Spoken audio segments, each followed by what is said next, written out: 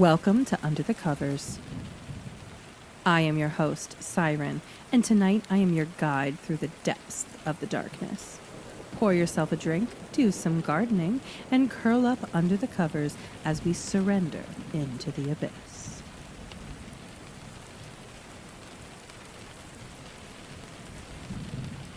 In deep Appalachia, Halloween night comes with rules.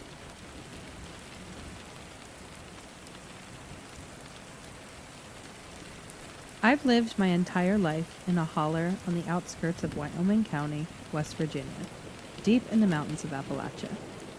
It's a place so remote most folks don't even know it exists on a map.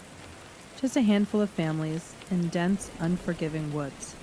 This place doesn't have neighborhoods, doesn't have sidewalks, and most definitely does not have trick-or-treaters on Halloween. Halloween isn't a holiday here, it's a test. My family and the others who've lived here long enough to know follow a set of rules on Halloween night. It's not tradition or superstition, it's survival. Those who don't follow the rules didn't live long enough to tell anyone about it. Our rules aren't just about keeping doors locked or avoiding dark places. They're specific, with reasons rooted in events that we don't talk about. My dad always said they came from my great-grandmother's time, but people came to see these mountains from Scotland, and I still believed in the old ways. Whether it's spirits or something else that's out there, or things just too old to name, Halloween right here has always been a game of life and death, and each rule existed to give you just enough of an edge to make it through till morning. The first time I broke a rule, I learned why they exist, and I'll never forget it. Every October around the second week, the rules went up on the fridge. We lived by them. My family took them seriously, and not just in a keep the kids safe kind of way. No, these rules were for everyone. Break one and you put us all in danger. Here's how they go. 1. If you hear 3 knocks at the door after sunset, do not answer. 2. If you hear a single hard knock, open the door, but do not look at who stands there. Hold out a basket of freshly baked bread and wait until you hear the footsteps leaving to shut the door. 3. If you hear someone call your name from the woods, do not answer. 4. If you see a figure at the tree line wearing a wide-brimmed hat, do not look at him for longer than 1 second. 5.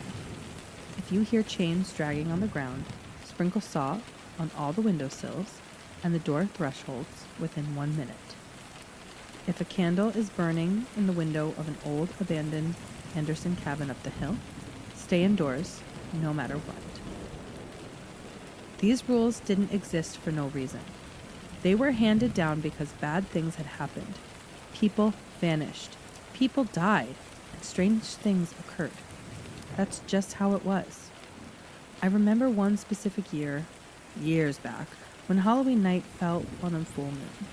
The air felt different, charged. My dad had a sense for when things were going to be bad. You just feel it in the holler, thick in the air, like something breathing down your neck. Dad told us to get all the preparations done early. Salt the windows now, he instructed, standing by the door, his face tight with worry. We're not waiting for the chains. I followed his orders without question, pouring salt along each windowsills at the front and back door thresholds. My brother was baking bread, already participating in rule number 2, then one we hated the most. It was the one that forced us to interact with whatever knocked, whatever stood on the other side of that door. We never knew who it or what it was, but we knew if you didn't offer bread, or if you dared to look, it wouldn't be good. By late afternoon, the house was fortified. The bread was cooling on the counter, its smells filling the kitchen. The fire was lit, burning low, and a 12-gauge lay across Dad's lap, just like it always did on Halloween. Isaac, my younger brother, sat closest to the window, glancing out every now and then. We had about 3 hours before sunset. The rules were clear. Everything bad had happened after dark. But the waiting was the worst part. The longer we sat there, the more anxious we became. Did we use enough salt this year? Isaac asked quietly. Dad didn't answer. He just stared into the fire, gripping the gun tighter. That was answer enough. The first knock came just after dark. A single knock, slow and deliberate. Isaac and I froze, staring at the door. Dad stood up, motioning for us to stay back and be quiet. I swallowed hard, heart pounding in my chest. It was time to follow Rule 2. Without a word, Dad picked up the brass basket of bread from the counter, freshly baked, still warm. He walked to the door, resting one hand on the knob. "Remember," he said, his voice low and steady, "don't look." He opened the door just wide enough to slip the basket through the crack. His eyes focused on the floor. The warm smell of the bread wafted out, and I could hear the faint shuffling on the porch. Whoever, or whatever it was out there. I saw a flicker of movement from the corner of my eye, a shadow stretching across the porch, but I didn't dare look. Dad held the basket out, his hands shaking slightly. For a few heartbeats, there was no sound, no movement, and then footsteps. Slow, heavy footsteps retreating from the porch. He waited until they faded completely, then shut the door quietly, locking it tight. Isaac let out a breath. "Why don't we just leave the bread out early? Why do we have to wait for it to knock?" Dad's face was pale, and his eyes were hard. "We have to wait for the knock, and if we don't answer the knock, it'll come in." We thought it was over. We had followed Rule 2 to the letter, and for a moment it seemed like things were quiet. But here, nothing stays quiet for long on Halloween. Isaac was the first to notice him. He was standing at the edge of the wood, just where the trees meet the clearing. He was tall and thin, a wide brim hat casting his face in shadow.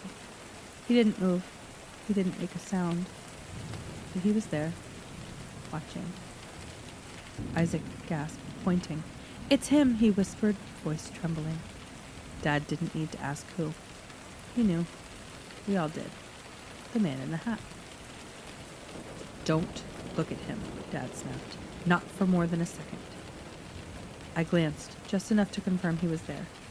A tall, dark figure, almost blending into the shadow of the trees, but distinct enough to make my blood run cold.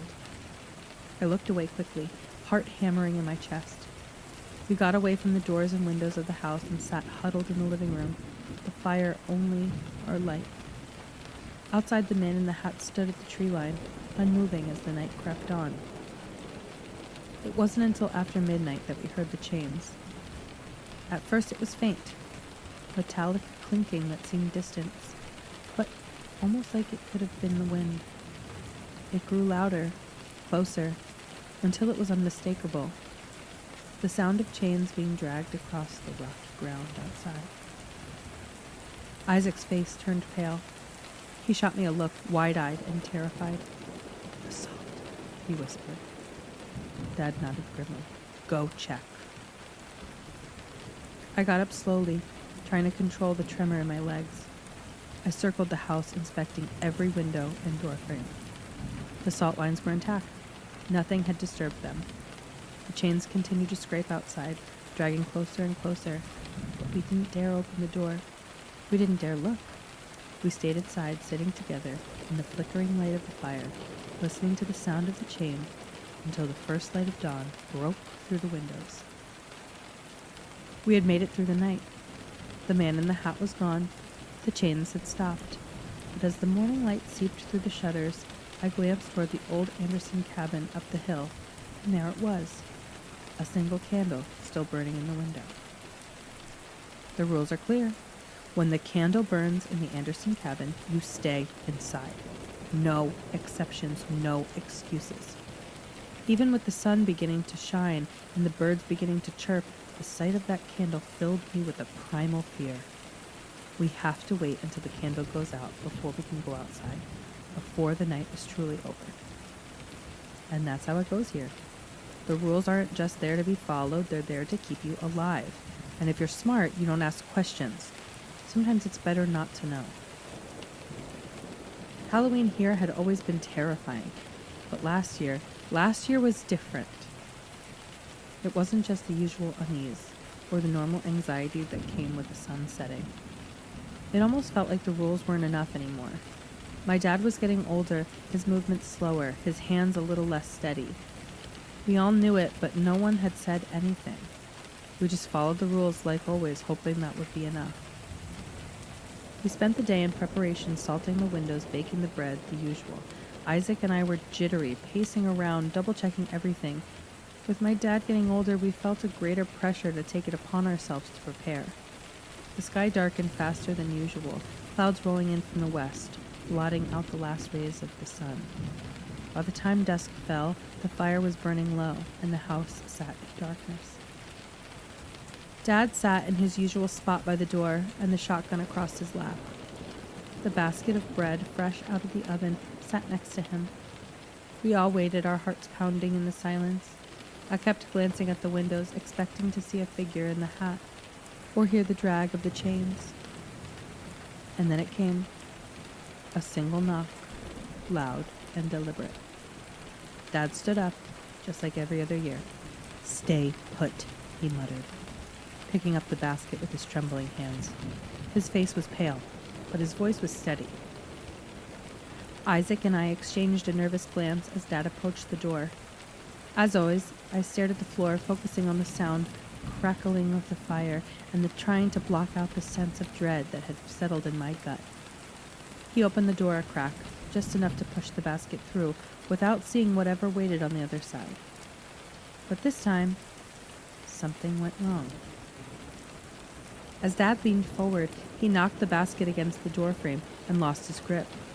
The bread tumbled out, scattering across the porch. The sudden movement, the noise, without thinking, I looked up. I looked at it, and I saw it. It wasn't a man. It wasn't anything I could name. It stood hunched over, far too tall to be human. Its limbs were unnaturally long, its skin pale and stretched tight over bones that jutted out at odd angles. Its face was sunken, like a skull with pale white skin pulled tight over it, and its eyes were wild and wide, too wide, like it didn't have eyelids. Its mouth opened unnaturally wide, a black, gaping hole that emitted a horrible, deafening wail. It was a sound I had never heard before, like metal scraping against stone, but worse. It drilled into my skull, making my ears ring and my vision blur.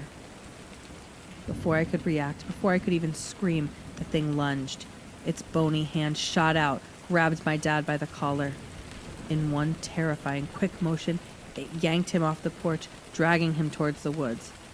The sound of his body scraping against the ground, his muffled cries, and the creature's horrible wail all blurred together into a scene of pure terror.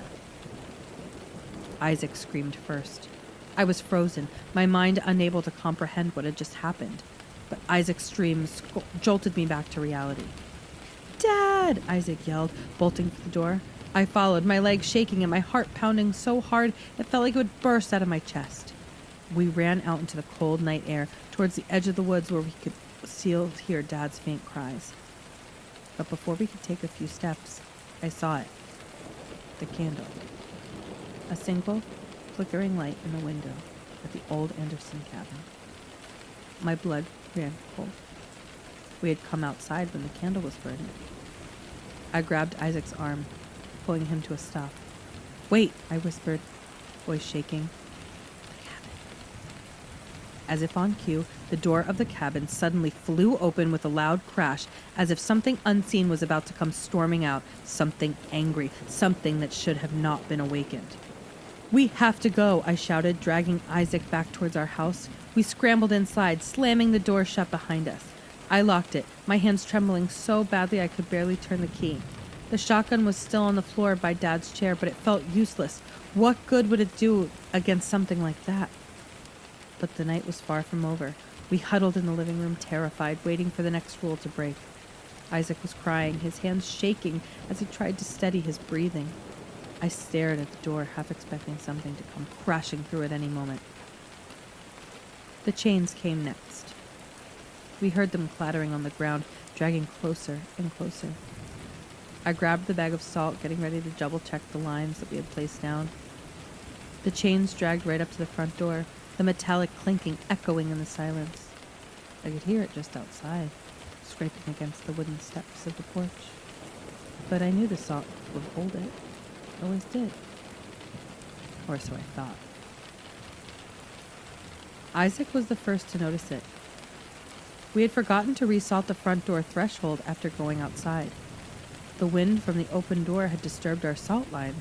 Just as I was about to rush towards the door to resalt it, I heard the chains and the creaking against the door. It sounded as though a heavy weight was slowly leaning against it. I knew we didn't have time. I began to back away, motioning to Isaac to go to the bedroom. Isaac screamed as the door burst open. We ran into the back bedroom, hearts pounding, breaths coming in ragged gasped.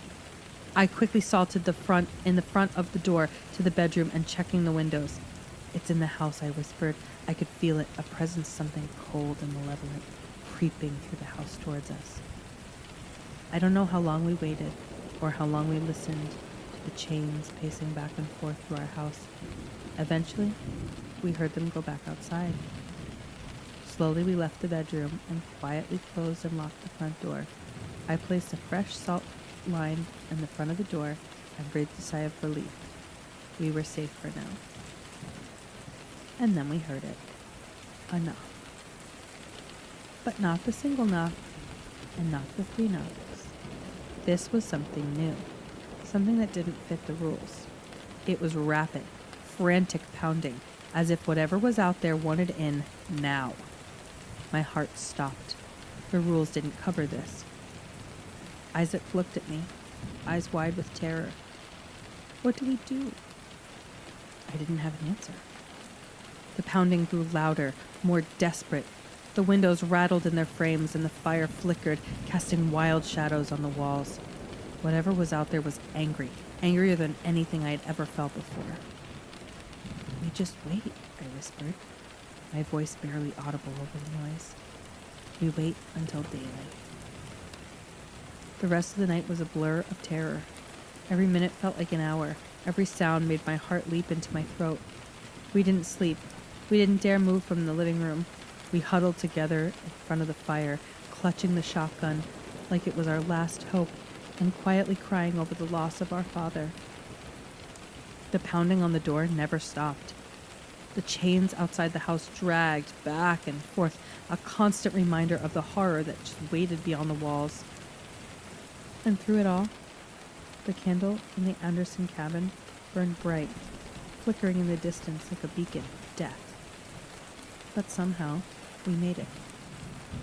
By the time the first light of dawn broke over the mountains, the sound stopped. The pounding ceased. The chains fell silent. The candle in the cabin flickered out. We had survived another year, barely. But Dad never came back.